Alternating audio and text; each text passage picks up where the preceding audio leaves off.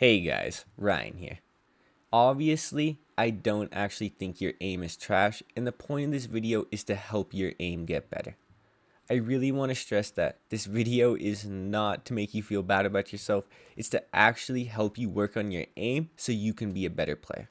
If you guys enjoy this video, you guys don't have to like, you don't have to subscribe. I just really hope that this video actually helps you get better, and let's get into it. This video will be broken up into 3 different sections, and the very first one we're going to cover is make aiming easy for yourself. The main way to make aiming easy for yourself, quote unquote, is by centering and pre-aiming a lot. If there's one thing you should take from this video, it's going to be this very first section.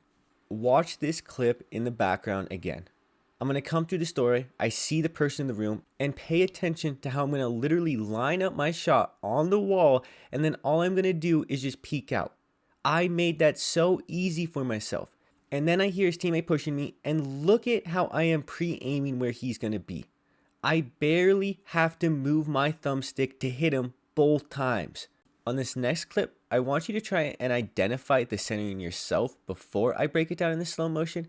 And I want you to also focus on how important pre-aiming is throughout this entire clip. Because pre-aiming and good centering is what wins me this gunfight without a shadow of a doubt. The first thing I really want to talk about this clip is vertical centering. Watch how as I'm going over the ledge, I start to prepare for him to be beneath me.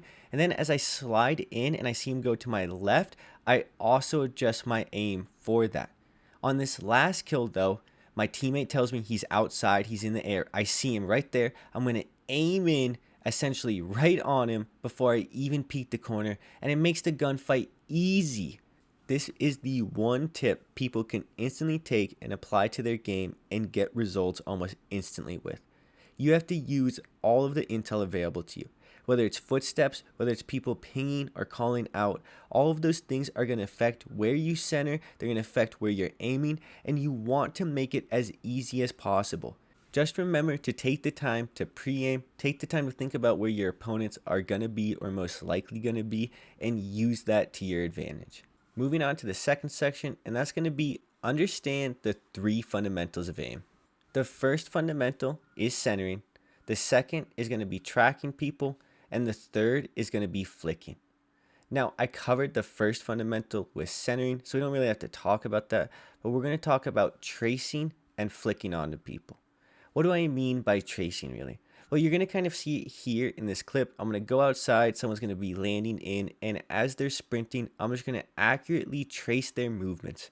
This is honestly something that is a lot easier to do on controller than mouse and keyboard, and that's mainly because of aim assist. The reason it's key to understand these fundamentals is because you have to identify what is your weakness. It could even be all 3 things, but there's different ways to work on all 3 of these things. If you want to work on tracking and tracing people, you have to practice those types of movements, and that's kind of a consistent left to right movement on the joystick or with your mouse and keyboard. For some people, that can be very hard. And it's the same thing with flicking. If you don't understand quite what flicking is, it's kind of when you're quick scoping, you're sniping, just whenever someone isn't centered, they come out of nowhere and you're just able to identify and lock onto them. For example, if you're looking in the background, this right here is an example. I jump into the room, I don't know where he's at, he starts shooting me, and I'm just quickly able to snap onto him and kill him with ease. The thing with aiming is a lot of it is very personal to the person, and each person needs to work on different things. Try and identify what is going to be best for you. Some people are going to need to work on their flicking, some people are going to need to work on the tracking, maybe it's your centering, or maybe it's all of them. But as I said before, everyone has different strengths and weaknesses, and that's one of the core parts of understanding and one of the key things about aim. And this is going to lead me to the third section, learn to move and shoot.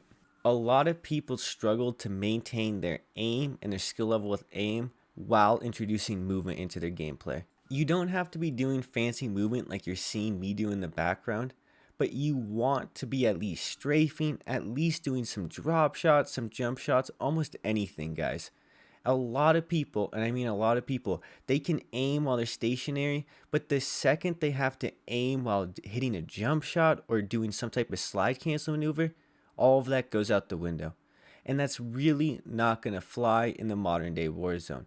I'm not saying you have to be some movement god. I'm not saying that. If you just even strafe in gunfights, that will make a massive difference. What I mean is you can just literally simply move left and right over and over while shooting someone.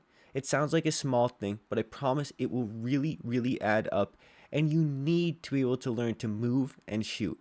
And slowly over time, if possible, you want to introduce things like jump shots, drop shots, and all of that into your game.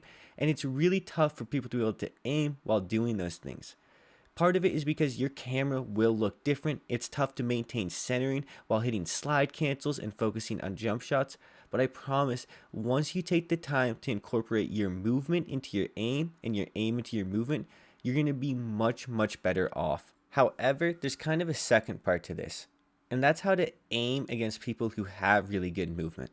And that's where you really need to work on core skills like tracking and centering. If you're sick of super sweaty people like myself running around, stimming up and slide canceling everywhere, get on a head glitch, center on where you think we're going to come from, and beat us by doing that. If you are out in the open, not using cover, if your centering isn't good, the movement is going to be too much for you to handle, and it's something you want to avoid. By focusing on having good centering and working on your tracking over time, you can completely negate the movement advantage of people. I will say that even as a top tier player like myself, I will struggle with aiming against people who do the stimmed up super slide. When people pop that stim and they're all sped up and they slide around that corner, it is extremely difficult to hit them. That is where having good movement in yourself will really help, and that's where you need to learn to move and shoot people who are moving. I'm going to inevitably have a part 2 for this video because there were so many things I wasn't able to cover that I really want to talk about, and I haven't even really gotten to talking about aim drills. In the next video, I promise to cover a bunch of different drills you can do to help your aim get better, and a bunch of different little things that is going to take your aim to the next level. Anyways guys, I hope you enjoyed this video. I'm closing in on 900 subscribers, and that's pretty much the last real milestone before getting to 1,000 subscribers. And once I get to 1,000 subscribers, I will hopefully finally be able to start making money because I'll be part of the monetization program YouTube has. I know that doesn't sound like a big thing to most people, but for me, that is a massive deal, and it's going to mark a significant milestone in my short YouTube career so far. I just want to say thank you so much to everyone who helped make that possible, and I really hope you guys enjoyed this video. I hope you guys enjoy my content overall, and I just really hope you guys know how appreciative I am that you guys watch my videos in the way that you do. Anyways, I hope you enjoyed this video. It's been Ryan. Peace.